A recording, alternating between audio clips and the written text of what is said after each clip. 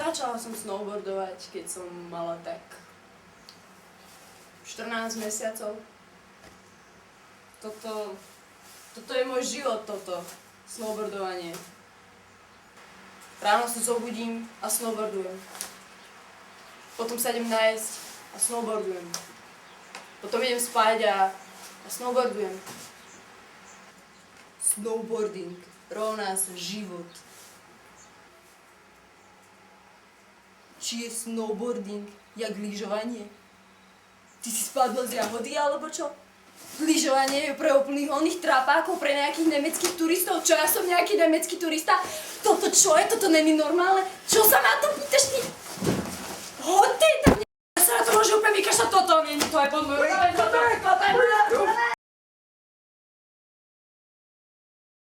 Snowboardovanie ma vždy tak zrelaxuje. Pomáha mi to nájsť moju rovnováhu.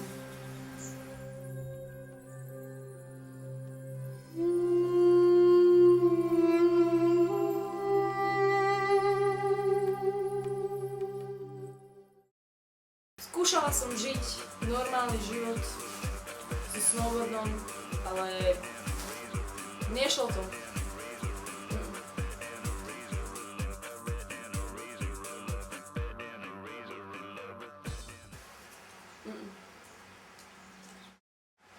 Ak by som nesnowboardovala, tak sa udusím.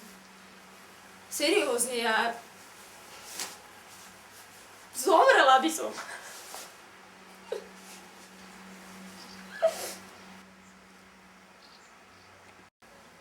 Cvičím tak 16 hodín denne. Kamaráti a škola, to ma až tak netrápi. Sneh je môj najlepší kamarát. Keď som bola malá, tak som jedla sneh. Už vtedy som bola súčasťou toho všetkého. Ja žerem tento šport. Listen man, what you listening to?